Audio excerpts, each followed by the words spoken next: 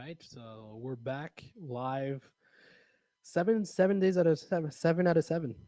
It's that's the goal, and we're at week 2 of this amazing journey. It was Gabriel's idea originally. I want to actually applaud you for that idea because I think it's genius that we have that visibility 7 days a week. Mike, what do you think of that? I think it's great. I think Gabriel, you really stepped up and showed your commitment towards having more visibility. Often I criticize and I complain, and actually I get people writing to me, "You're too hard," but this time you really outdone yourself with that you idea. stepped up. You stepped up your game. It's amazing. It's amazing. I'm surrounded by Committed. minds, great minds. I mean, it's just a Thank you. Thank you, Gabriel, for everything you do. yeah. Thank you, Anytime. and thank you, Mike. You Oh. too. You're really committed. and, We're right now in a we're in an office that it says it's 27.5 degrees, so I might get a bit oily and red because there's no oxygen in this room. It's spring. We're adjusting the heating and the cooling, and that's right. so let's discuss the topic of the day, which is Loyalty. customer loyalty. So buyer Does loyalty. it exist? I want to talk Does- about buyer loyalty because today, and one of Yes. the biggest challenges is well, always. I mean, I've been in the industry for 20 years, and it seems that it's always mainly a big problem with buyers. I don't know if you guys agree, but I agree. it seems to be Why do you think? Why do you think that buyers decide to jump ship ultimately? Well, sellers have a brokerage contract, so it keeps them bounded to whoever they're with. Well, buyers don't really have a contract, so unless you make them sign one. See, I think that it's not about the contract, but about the way the approach is. Because when you're dealing with a seller, you're going to go through more. You're going to have this interview process, Right. which we don't do with buyers. Most of the time, brokers don't do that.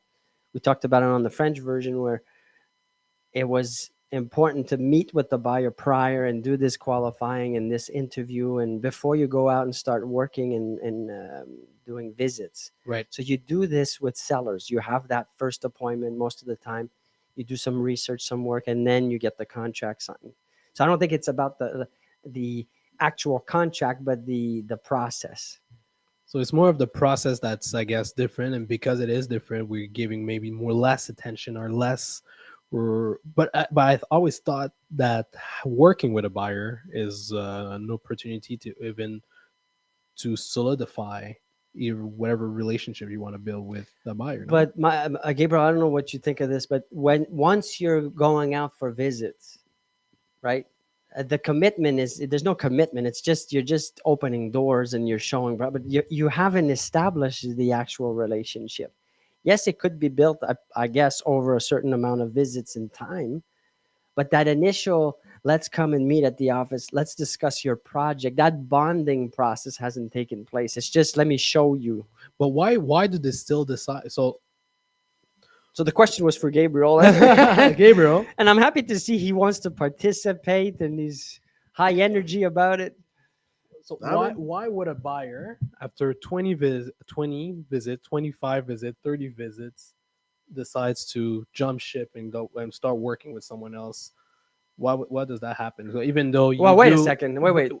It's not after 20 visits that the buyer disappears. It's because parallel to your visits, the buyer is probably looking with other people. That's why, because you haven't established this bond, this relationship. You're just another broker showing them other properties, but they're doing this with maybe another broker or two or Right. three.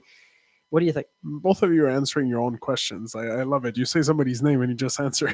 I know, but because you're passively not I'm half answering. dead, so- but it's okay. However, I will say something. You say it's to Please. create a bond, a relationship. I will. I'll go even more in depth and I'll say it's because brokers don't take the time to know what's their why. What is the client's There we go. why? So from the start is what are you looking for? How are you and so on? But there's never the why. Wouldn't that take place at the meeting? I'm saying at 100%, the the original first meeting first and so on. time without looking at property to establish 100%. the core why and the real drive and motivation for you, the broker, to better understand, fully understand who you're working with, what their intentions are, and what they foresee as the experience is going to be like. That's exactly that. And So well said, it's The anywho, so the client itself, as you said, won't be in parallel also looking somewhere else or in proprio and so on if they know that their broker knows their why, because they'll say, well, why I don't have to look for anything, he knows exactly what I'm looking for. But if it's just, yeah, he's going to bring me the properties and I will do it, because it's more focused on the what or the how. But the second the why is established by and it's understood by both parties, the rate of people dropping out becomes very minimal. So let's talk about that. Who's watching us right now that has maybe these statistics where after meeting and doing this preliminary meeting, this qualifying meeting, if you want to talk sales talk, what's the ratio?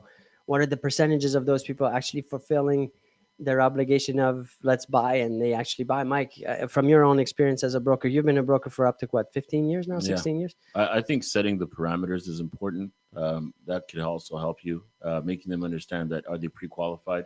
You don't want to start visiting properties that they can't afford and then get the surprise for them being refused. So I think that being able to establish those things from the beginning and make them understand that they're going to be visiting with you and that you're going to be doing this and that and the other for them, I think that might also help, in the situation. Explaining to the buyer what are the steps, how is it going to work. Before that, because I want us to go through our condo project just to showcase our project.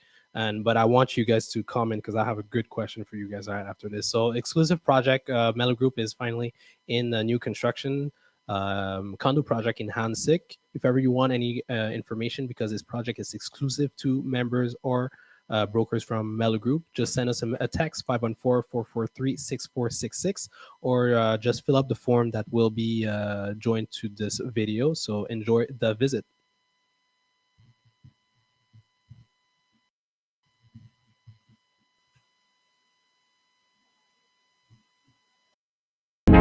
Cut it. Cut that too. We'll Do you cut click? that. Do you click multiple times? There's a delay.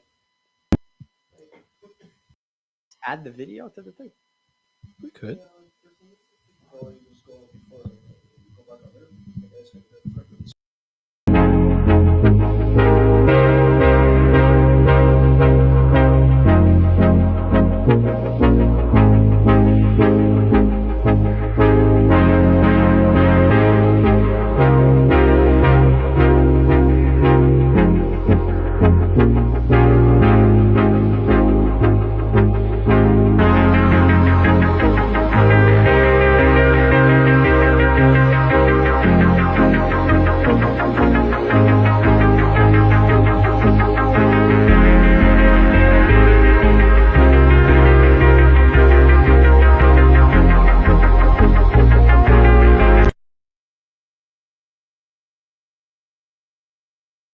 You said. So, fellas, thank you. So, again, if ever you want any question, if you want to visit or will have any question regarding this project, just reach out 514-443-6466 or fill up the form.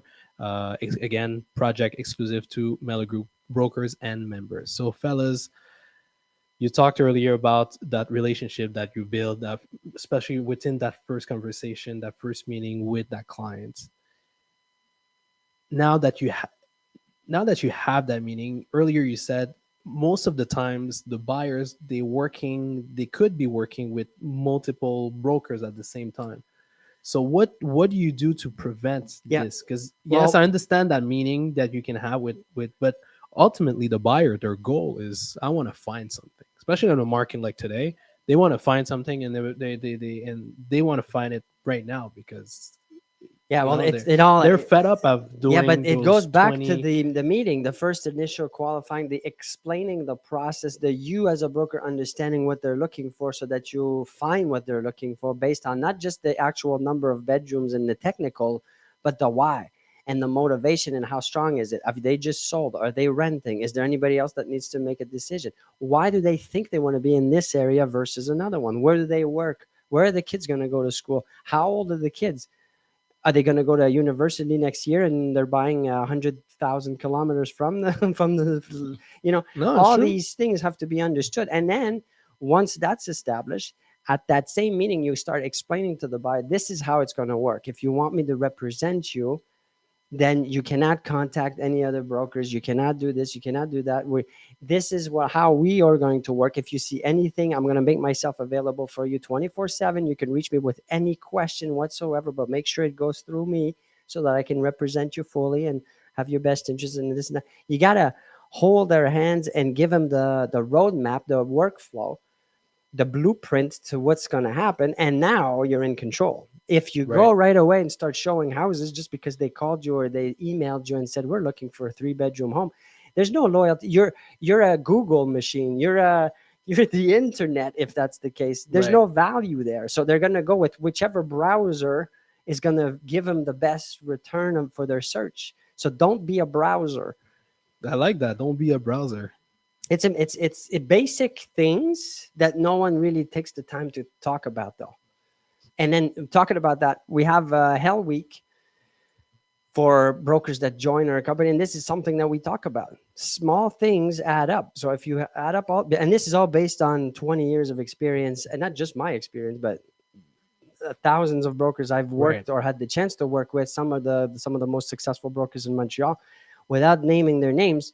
This is all information. This is all tricks and tips and years of experience on how to handle buyers, sellers, renters, tenants, landlords, investors.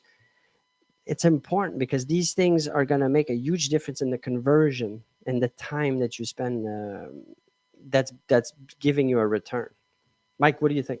I agree with everything you said. I can't add anything more. You pretty much summed it all up. You set up the parameters, and then you go from there. So there you go. We're done. I love it. I love it. I guess we're done. But well, you know what? We're actually done because we're running out of time. But thank for everyone for listening and joining. We will wrap it up with our contest, that $10,000 of Apple product that you can win. So just listen to that short video, and we'll see you all tomorrow. Thank you.